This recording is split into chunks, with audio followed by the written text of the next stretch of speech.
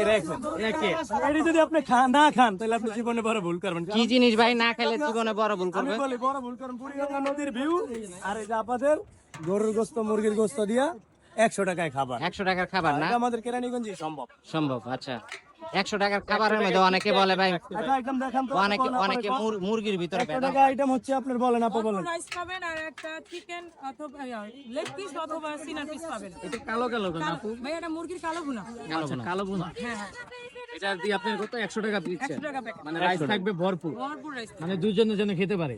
দুইজন না ভাই, আর যে ভরপুর খাবে যে বেশি আপনার- একজনই খেতে পারবে। আর যদি আপনার কম খায় তাহলে খাবার আপনার মিরপুর মিজান ভাই 100 টাকায় ভাত বিক্রি করে গরুর গোস্ত দিয়া, ওনাটা ভালো।